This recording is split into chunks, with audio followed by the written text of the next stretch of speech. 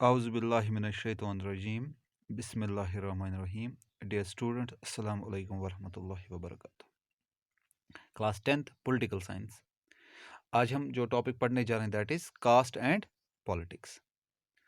इससे पहले हमने क्या पढ़ा था, आपको याद होगा। इससे पहले हमने जेंडर के बारे में पढ़ा था और हमने रिलीजन के बारे में पढ़ा था। और रिलीजन का हमने कम्युनलिज्म का पोर्शन पढ़ा और फिर सेक्युलर स्टेट भी पढ़ा। तो आज हम पढ़ने जा रहे हैं कास्ट एंड पॉलिटिक्स। ये जो कास्ट सिस्टम है, अगर इसको पॉलिटिक्स में लाएंगे तो इससे क्या होगा, इससे बेनिफिट्स है या इससे नुकसान है, तो हम ये डिस्कस करेंगे। अगर आपको याद होगा जो हमने पिछले जो हमने लेक्चर्स पढ़े उसमें हमने जेंडर और ये डिस्कस किया रिलीजन, और रिलीजन को जब हम पॉलिटिक्स में लाते हैं तो उससे नुकसान हो जाता है, कम्युनलिज्म की तरफ वो चला जाता है। और जेंडर की जब हम जेंडर को हम जब इसमें लाते हैं पॉलिटिक्स में तो उससे फ़ायदा ही है, क्योंकि वुमेन रिप्रेजेंटेशन बढ़ रही है, उनको हक दिया जाता है। वी हैव सीन, तो आज स्टार्ट करेंगे ये वाला हम caste and politics. We have seen two in instances of expressions of social division in the arena of politics। तो हमने देखा, जो मैं तक आपको बोल रहा था, हमने दो हिस्से देखे। हमने रिलीजन देखा, हमने जेंडर देखा, उनको हमने डिस्कस भी किया। One largely positive and other largely negative. एक पॉजिटिव है, अगर हम उसको पॉलिटिक्स में लाएंगे तो वो क्या बनता है, हमारे लिए पॉजिटिव है, क्योंकि उससे जो हाइलाइट्स हो जाते हैं, इश्यूज जो हाइलाइट्स होते हैं वो वुमेन्स के रिलेटेड इश्यूज होते हैं, तो उनको जो है उनको फ़ायदा मिलता है। They get all the things what they deserve.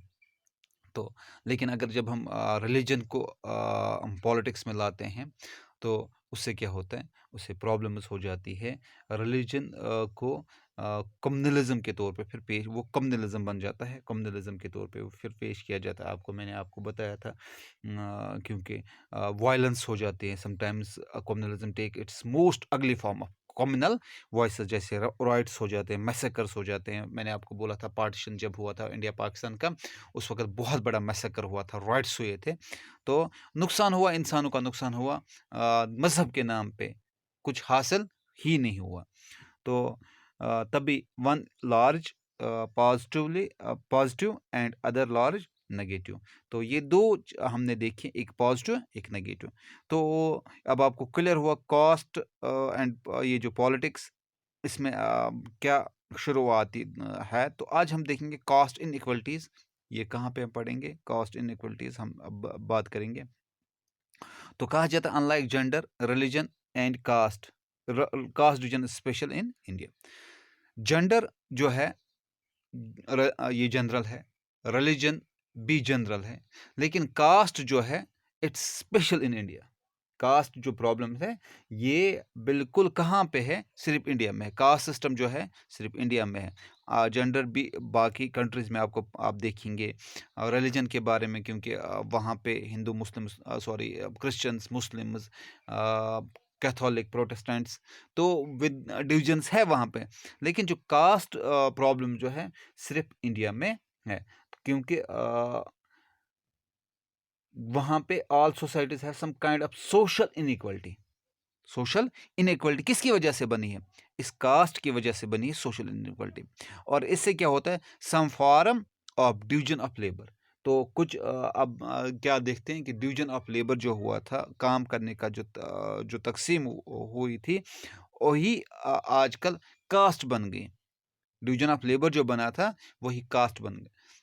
Division of labour में आपको एग्जांपल दूंगा कि अगर घर में कोई काम होता है तो हम घर में पांच बंदे हैं, तो पांच बंदे पांच काम करते हैं, तो डिवीजन ऑफ लेबर होता है। इसी तरह इससे पहले भी जो ज़माने आए थे वहाँ पे भी सोसाइटी में काम अलग अलग होते थे, लेकिन वो काम करने के साथ साथ अब किसी ने झाड़ू लगाया, वहाँ पे झाड़ू लगाने का काम किया, तो वो एक कास्ट बन गया। किसी ने जूते वहाँ पे ठीक किए, वो दूसरी कास्ट बन गई। तो इसी तरह कोई मंदिर में बैठ गया या मस्जिद में बैठ गए, उसकी कास्ट अलग बन गई। तो यही मसले हुए, तो जिसकी वजह से ये जो डिवीजन ऑफ लेबर यही वजह बन गई और यही फिर कास्ट बन गई। In most societies occupation are passed on the one generation to another. और जो जनरेशन टू जनरेशन जो ऑक्यूपेशन है वो ट्रांसफ़र होती है, ये होती है इनको यहाँ से एक जगह पे दूसरी जगह पे तब्दील होती है, इनको ट्रांसमिट होती है from one generation to other. बाप एक काम करता है, बेटा भी वही काम करेगा, या ये लाजमन बाप लोहार है, बेटे को भी लोहार बनना है, बाप कुम्हार है, बेटे को भी कुम्हार ही बनना है, बाप दर्जी है, बेटे को भी दर्जी बनना है, उसका दादा भी दर्जी था, बाप भी दर्जी है, वो भी दर्जी, उसका बेटा भी दर्जी बनेगा। तो अब वो क्योंकि कोई मिस्त्री है तो उसका बाप भी, उसका दादा भी, अब उसकी ज़ात भी वही बन गई। तो ये जो सोसाइटीज़ जो है उन्होंने ऑक्यूपेशन ही ऑप्ट किया और वो ऑक्यूपेशन ही उनका वहाँ पे क्या बन गया, उनकी कास्ट बन गई। Caste system is extreme of this. जो कास्ट सिस्टम है ये एक्सट्रीम बहुत ज़्यादा, क्योंकि जिससे क्या होता है, what makes it different from other societies is this system. क्योंकि ये कहा जाता है, क्योंकि यह हेरिडिटी ऑक्यूपेशनल डिवीजन है, हमारे खानदानी जो है परंपरा, उसमें ये काम किया जाता था, उसमें वो काम किया जाता था, हमें भी यही काम करना है। Caste system was based on exclusion and discrimination against the outcast groups। Caste system बनाया गया। कास्ट सिस्टम जो है, कास्ट सिस्टम में क्या है, उसमें जो अपर कास्ट के लोग हैं वो डिस्क्रिमिनेट करते हैं लोअर कास्ट लोगों के साथ। अब अपर कास्ट लोग कौन है तो लोअर कास्ट लोग कौन है, मैंने आपको अभी बोला था, किसी ने झाड़ू उठाया, उसने सफाई का काम किया, अब वो समझता है वो निचले जात का है, और जिसने झाड़ू नहीं उठाया वो मंदिर में बैठ गया, वो अपने आप को क्या समझता है, मैं बड़ी जात का हूँ। तो ये डिस्क्रिमिनेट उनको किया जाता है, किस नाम पे, उनके ऑक्यूपेशन के नाम से। उन्होंने जो ऑक्यूपेशन किया था, उन्होंने जो काम शुरू किया था, वो काम उनकी जात बन गई।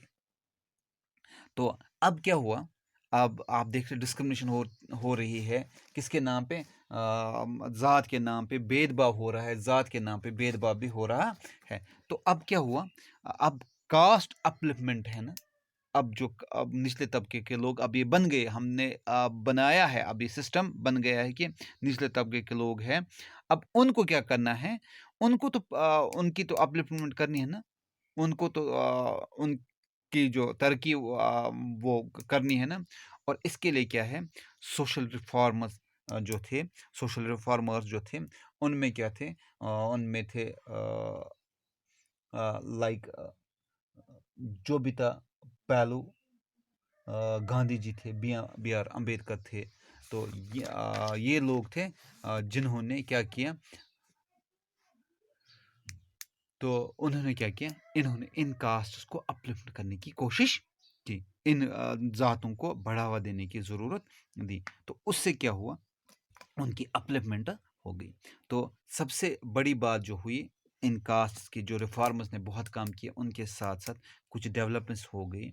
तो उनकी वजह से कास्ट सिस्टम जो है अब ये थोड़ा थोड़ा ख़त्म हो रहा है। हम देखेंगे development of social economic change, development social economic change. तो development of social economic change क्या है, अभी तक जो निचले तबके के लोग थे वो गरीब हुआ करते थे, लेकिन अब जो सोशो इकोनॉमिक चेंज हुई है, उनके जो रहन सहन वो बदल गया है, they live a good life now. तो अब लोगों ने अब जिनके पास पैसा नहीं हुआ करता था, अब उनके पास पैसा आ गया, वो अपनी ज़िंदगी बिल्कुल अच्छे से गुजार रहे हैं, उन्होंने डेवलपमेंट की, उन्होंने तरक्की की। अब इसको लोगों तक ये जो एक हमने सिस्टम बनाया था कि गरीब तबके के लोग, उनको दबे रहना है, उनके ऊपर हमें हुकूमत करनी है, तो वो सिस्टम अब दिन ब दिन ख़त्म होता जा रहा है। अर्बनाइजेशन मतलब क्या हो गया कि बहुत सारे गाँवों के लोग कहाँ पे आ गए, शहरों में, कस्बों में रहने के लिए आ गए।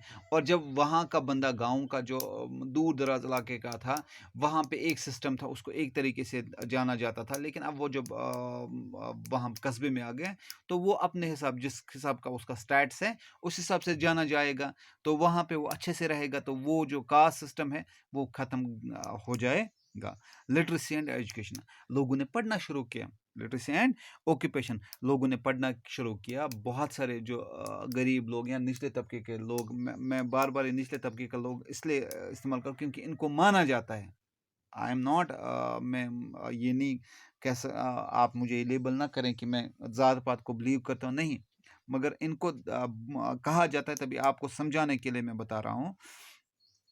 जो ये कास्ट थे, हिंदूज़ में ज़्यादा है, वहाँ पे उनको बिल्कुल शूद्र कहते हैं। उनके साथ अनटचेबिलिटी है, वहाँ पे उनके साथ अभी भी बात नहीं की जाती है। तो इससे क्या होता है, जब एजुकेशन आ गई आपके स्कूल में, आपको ये नहीं, आप नहीं देखते हैं कि आपके साथ कौन बैठा है क्लास में। स्कूल में सब एक जैसे होते हैं। तो लिटरेसी एंड एजुकेशन और ऑक्यूपेशनल मोबिलिटी क्या है कि अगर एक गरीब बंदा कोई पसमानदा तबके से था वो, तो उसका बेटा आज किसी अच्छे पोस्ट पे है, तो वहाँ पे उसकी ज़ात को नहीं देखा जाता है। अब उसको ये देखते हैं कि उसने कौन सा ऑक्यूपेशन ऑप्ट किया है। तो इस वजह से भी ज़ात पात का सिस्टम थोड़ा थोड़ा कम हो रहा है। और उससे बड़ी बात जो है, कॉन्स्टिट्यूशन ऑफ इंडिया ने क्या किया, प्रोहिबिट किया कास्ट बेस्ड डिस्क्रिमिनेशन। जो कॉन्स्टिट्यूशन ऑफ इंडिया था, है सॉरी, तो उसने क्या किया, उसने बिल्कुल भेदभाव, जो ज़ात पात के नाम पे भेदभाव हो रहा है, उसको बिल्कुल ख़त्म किया। उन्होंने बोला कि ये भेदभाव नहीं होना चाहिए, मज़हब के नाम पे कोई भेदभाव नहीं होना चाहिए। तो डिस्क्रिमिनेशन वहाँ पे ख़त्म हुआ। लेकिन फिर भी बोलते हैं कि caste has not disappeared from the contemporary India. अभी भी कास्ट सिस्टम जो है, अभी भी यहाँ पे हम कह सकते हैं इंडिया में है। क्योंकि कुछ कास्ट, हमने कुछ रिचुअल्स हम कह सकते हैं, वहाँ पे कुछ हमने बनाए हैं। वो ये है कि with in the caste marriage होती है, इंटर कास्ट मैरिज नहीं होती है। वहाँ पे ये अभी भी प्रॉब्लम्स है, ये चल रही। अनटचेबिलिटी कहीं कहीं पे भी है, अभी वो कंप्लीटली एंड नहीं हुई है। तो अब हम जो हमारा नेक्स्ट होगा, that will be caste in politics. हम वो नेक्स्ट चैप्टर में डिस्कस करेंगे, क्योंकि आज हमने किया था कास्ट इनइक्वलिटीज़। तो नेक्स्ट जो है, फिर हम देखेंगे कैसे कास्ट को हम पॉलिटिक्स में लाके कैसे इसको हम उजागर कर सकते हैं। तो आप मुझे इजाज़त दीजिए। अल्लाह हाफिज़।